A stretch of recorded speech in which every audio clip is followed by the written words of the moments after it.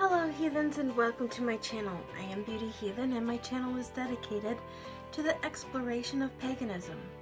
Sometimes I do readings. Sometimes I do demonstrations for ritual work. Although I'll be diverting that just a little bit, but not hugely. And sometimes I delve into the educational aspect through the medium of cosmetics. If you are new to my channel, I welcome you and I thank you so much for joining us. If you are returning, thank you so much for your continued support. It means the world to me. If you feel you would enjoy this subject matter or find my content of interest, please don't forget to like, subscribe, comment, and set the bell to all to be notified of when I release new videos. Remember, it's free to subscribe and your support helps me grow my platform. If you were watching the video that I posted for Tuesday and noticed today it is no longer there, I would like to take a moment and explain what happened.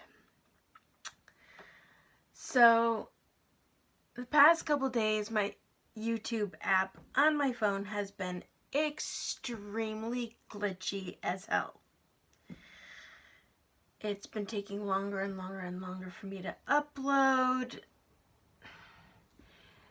When you're a YouTuber and you're using your cell phone, the amount of space that YouTube starts to take up on your phone keeps growing. And about once a month or so, depending on how often you're uploading, how many videos you're doing, you have to delete the app and reinstall it so that it clears out that extraneous data that you don't really need.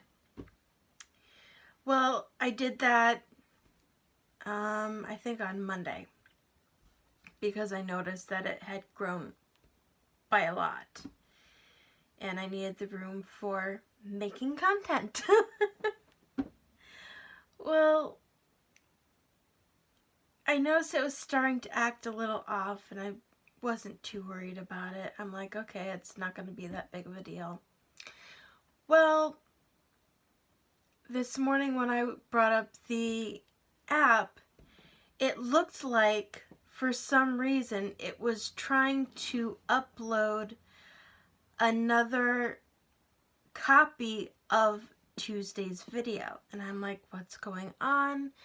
I know that video's no longer on my phone because I've deleted it by now.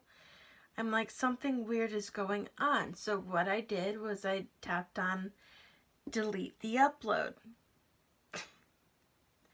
Because I'm like, I don't know why this is showing up here. Something's not working right.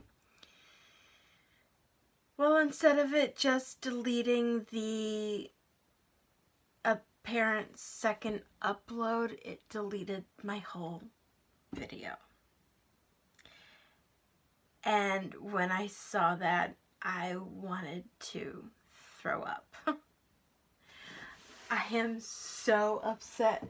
I still have the head from that video right next to me. I haven't washed her or anything yet. So it's like I wasted all of those materials and everything, and it was a video people were really enjoying. It was something I was getting a lot of positive feedback on, and now it's gone. It's all gone. So I don't really have any other recourse because I did delete the video off my cell phone because I figured, hey, it's up already. It's safe to delete this now and give myself more room on my phone to create more videos. I will be re-recording that video. Thankfully, I always save my scripts. Always. And because of that, I'm going to be able to easily replicate that video again. And where that video got removed, I will release 2 videos for Friday. So there will be one posted at the 2 p.m. slot and one posted at 7 p.m., which will be the magical ethics video, or one or the other. Either way, there's going to be 2 video releases on Friday because of this. So I just wanted to apologize and put that out there and say, I'm really, really sorry it's gone, but I promise it's coming back. I really hope that when I re-upload it, you guys will show it your love and give it some views and everything, because, man, you guys are really seeming to love that video, and I'm just so sorry that happened. It was a complete and total accident. So here we are. Today I wanted to deviate from the demonstrations on how to do magical practice and everything. Times are hard right now and people are struggling, and let's face it, not a lot of people are able to buy oracle decks, or maybe it's something that you've wanted to do but you may not have the funds to do right now, or anything that you're looking at isn't lining up with something that you're really looking for. Or say you have a collection like I do and you just haven't found the perfect deck to kind of fill in a gap in your collection, and everything you're finding isn't matching up with that. That's actually something that I am currently experiencing. I do have a number of decks on the way. Eventually they'll get here. I don't know when. I really don't know when. With everything going on, it's really hard to tell, and things keep being moved around with regards to when they're going to be shipped and all that fun stuff. I know I'm not the only one with this issue. It's something that many people are having, and one of those first world complaints that we all have right now. But I figured it might be a little fun project that you could do yourself, or if you have children, you might want to do this with them if this is a path that they seem to be interested in, and that is to make your own deck. Now, this box obviously isn't something that you're required to have. It's something that I bought years and years and years ago, and I sometimes use it to store a deck, a tarot deck, because not all decks fit in this, as you can see. It's literally made for an actual tarot deck. So I could take, if I took the cards out, it would fit in there perfectly. But I don't want to take the cards out of the box. So it fits basically a standard size tarot deck. And one thing that I'm going to be making for my channel is my own decks. Now, you can get these off Amazon. That's where I got them. They are just blank playing cards, but you don't have to do this. You can get index cards. You can take, I wouldn't say regular paper because you want it to have a little bit of thickness to it, so maybe cardstock. You can generally find that in any sort of, if you went to Staples, Office Depot, anything of that nature. And cardstock paper is just a thicker paper that's almost the thickness of index cards. Because keep in mind, you're going to be shuffling these things a lot, and if it's a thinner paper, they won't last very long. And they'll also be really hard to shuffle. I literally bought blank playing cards. And in this box comes 200 cards. Gives you 4 decks of 50 cards each. And you can make your deck or decks as plentiful or as small as you want, especially when it comes like this. Me personally, I'm thinking of making actually 4 individual decks to try to fill in gaps in my collection. One, I think they'll be a little bit more powerful because I'm making them myself. And 2, it means I don't have to spend quite so much money. Because Oracle and Tarot decks are not cheap. Each deck that I buy ranges anywhere from $12 if you're really lucky, but most of them are $20 or more. Before this whole pandemic started, I had been looking at the Threads of Fate Oracle decks, and I have pre-ordered not 1 but 3 decks, and they are extremely expensive. But I did that as kind of like a gift to myself because they were something that I've been wanting for a while, and it was a special purchase. Most of the decks that I have are $25 or less. And while that may sound like a lot of money, that's generally about average or towards the cheaper range when it comes to decks. But I don't want to keep spending a lot of money. I'm trying to be smarter with my funds. And one of the things that I wanted to do to try to make sure that I did that is to make my own Oracle deck. Now, you don't have to do an Oracle deck. You can do a tarot deck if you want. You can be as creative with these as you want. You can be as, you know, give them a theme. You can be as artistic as you want. This is just my way of showing you that you do not have to do anything where you buy a fancy program.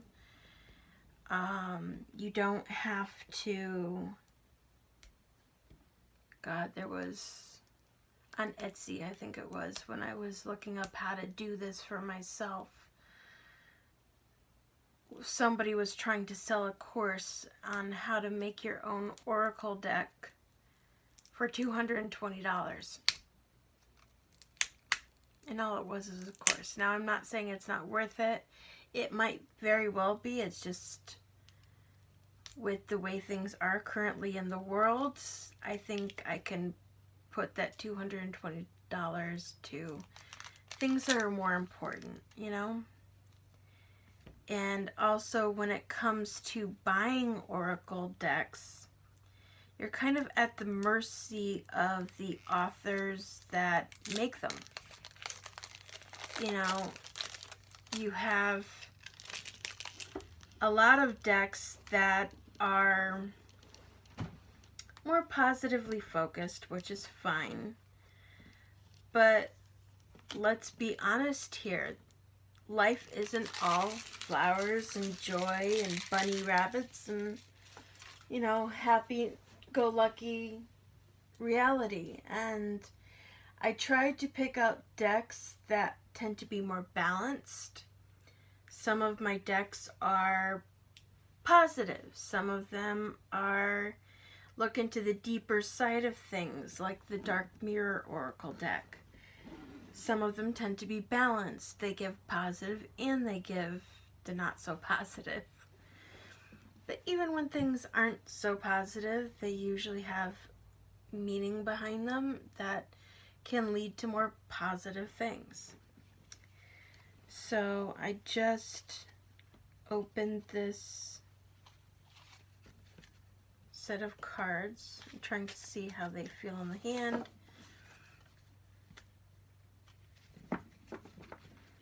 I'm testing the, okay, they shuffle really well. They are, the finish on them is a little plasticky, it feels like they're coated.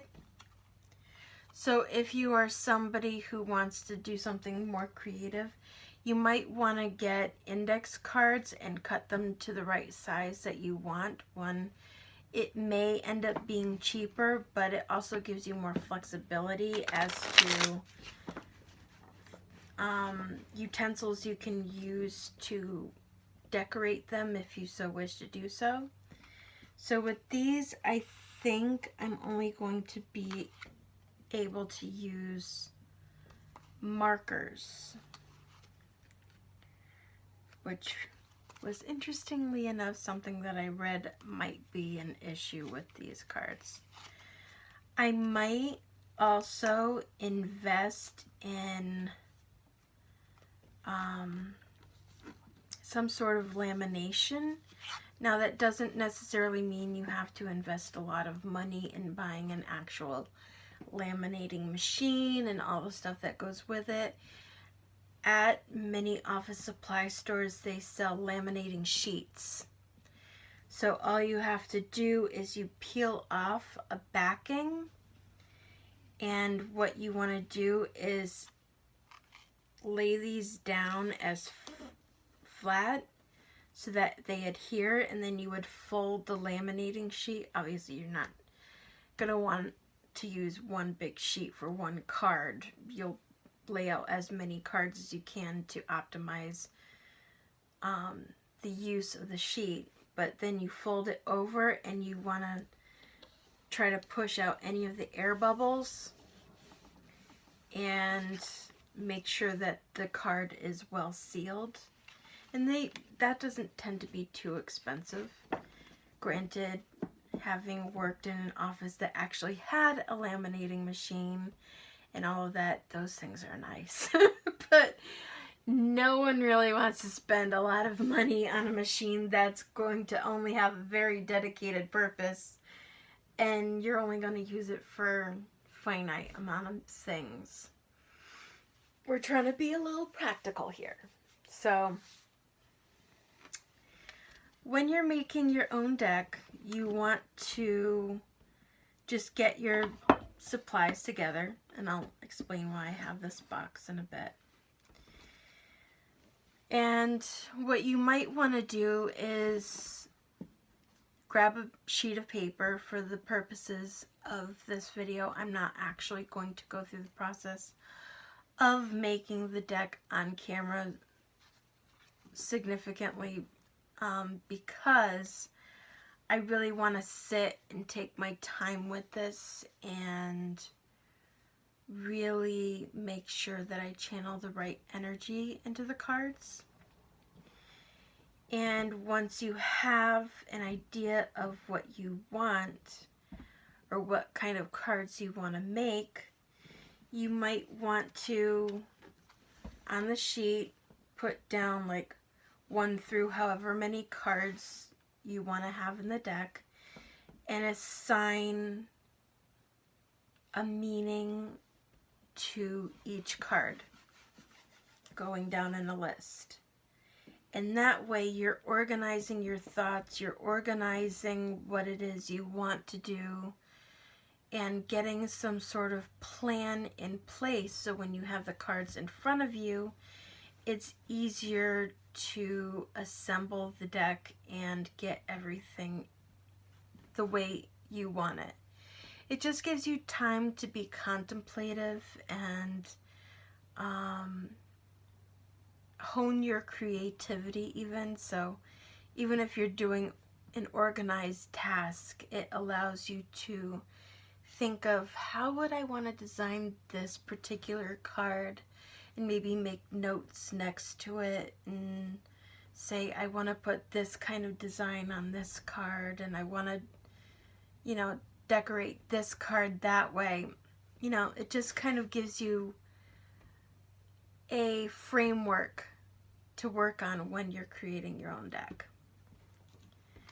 Now, obviously, if you're buying playing cards or if you're buying index cards, they don't have a box. That's the one aspect that is kind of hard after you've made them. So if you buy index cards, let me actually show you something that I used when I was in college. Sorry, I'm just trying to not tip things over. I've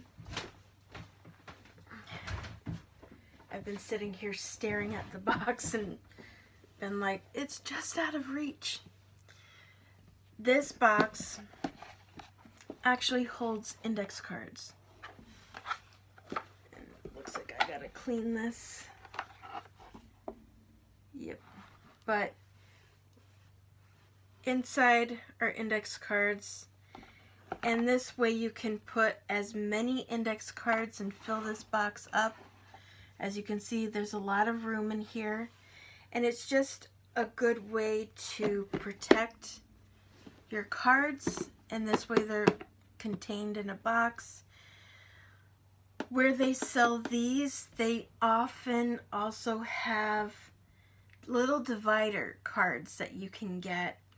And you can label them. So if you do several decks and you want to store them all in one box like this, you can put a label on the divider. They're like little orange or manila colored dividers with a little tab on them. And you can put on the tab behind this divider is this deck, and here's this deck. And that way it just helps you keep things well stored, well preserved, and protected when they're not in use. Now, the reason why I'm not making a deck out of these particular cards is, as a frequent comment of mine, I have itty bitty hands and I struggle with shuffling big decks. So you can get smaller index cards than what I have there. Those are literally left over from when I went to college and I was doing flashcards and everything, so I didn't worry so much about being able to shuffle things.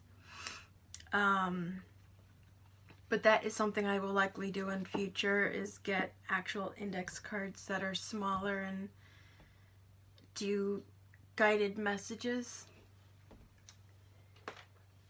And I'm actually excited for you guys to see some of the things I have coming. I can't wait. But one of the reasons why I recommend having some sort of box to store these things in, and again, doesn't have to be a box like this, can be a box or something that you get at the dollar store, is after you've made your deck, one thing that you may want to do is actually charge the deck. Now, what I actually recommend before even writing anything on it is, once you have your intention for the deck in mind and you have counted out however many cards you want to use for that deck, you might want to sit in a quiet place and just hold it between your hands and envision and think of that intention. And just like I have demonstrated with charging candles for spell work practices, do the same thing with your cards and pour that energy into the deck and imagine that energy staying in the deck and charging it to work for you in the manner that you wish. And what you might want to do after you've gotten everything done, all the cards written, designed as much as you want, maybe laminated afterwards so that they're well protected. If you have crystals in your house, you might want to put them in a box, and you might want to put some crystals in it. Let's see, what do we have? Some black tourmaline, that's clear quartz, Icelandic spar, maybe some angel aura quartz. just a few stones, because what they do is they help feed that kind of energy into the cards as well, and maybe store them in the box, let them sit for a few days, and over time start slowly working with them, start feeling the energy that's in the cards. One thing that they actually recommend, if you are somebody who does divination, when you buy cards, you want to let them get accustomed to your energy and you get accustomed to theirs. So I know that on my channel I've sometimes ripped right into decks and used them fresh right there on the channel.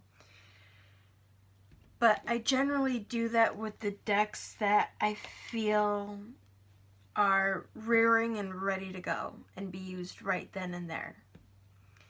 The ones that I feel need a little bit more time to acclimate to being used, I might use more sparingly until they're ready to go, until I feel that they have gotten used to my energy, I've gotten used to theirs. We've basically had time to become friends, I guess you could say. And by charging the deck, by allowing them to rest and have some sort of protection and have the energy of the crystals help out with that, it just allows the deck to hone and fine-tune its energy so that it fulfills the divination purposes that you're looking for. So I really hope this video might have given you some guidance and assistance, especially if you're looking into doing any sort of card divination or readings of that nature. I just wanted to do something that was maybe a little bit unique and allowed people to start the process, especially if, you know, you're looking on Amazon or you're looking in a pagan store, in a bookstore even, and going, you know, I'd really like that deck of cards, but it's a little more than I can afford right now, and you're trying to, you know, keep food on the table and take care of your family or anything of that nature. Food, rent, utilities, all that kind of stuff is more important than a deck of cards right now. And sometimes a single deck of cards is the difference between getting food for your family and having something to use to divine with, you know? Where I'm in a somewhat better financial situation because I am still working and everything of that nature, I have been able to afford to get things that I know people in worse circumstance are not. And trust me when I say I have been in that situation, which is a huge reason why I have been so mindful at trying to present alternative ways so that you can work on your craft and work on doing things in a more affordable way. So I do hope that perhaps this may help a bit, especially if that's something that is of interest to you, or if, like me, if you are a reader and you're finding that any of the decks that you have bought aren't meeting a certain energy or requirement that you really want to have on hand to help people or even help yourself. So, anyway, I hope this video has imparted some knowledge and some information on how to do this and how to make your own deck, at least to some degree. And if you enjoyed this video and wish to have more like it, please be sure to let me know in the comments down below. I promise, don't be shy, I won't bite. Before you go, if you haven't done so already, I would be so grateful if you would please like, subscribe, and set the bell to all so that you can stay tuned for new videos. And with that said, until next time, I wish you the brightest of blessings and blessed be.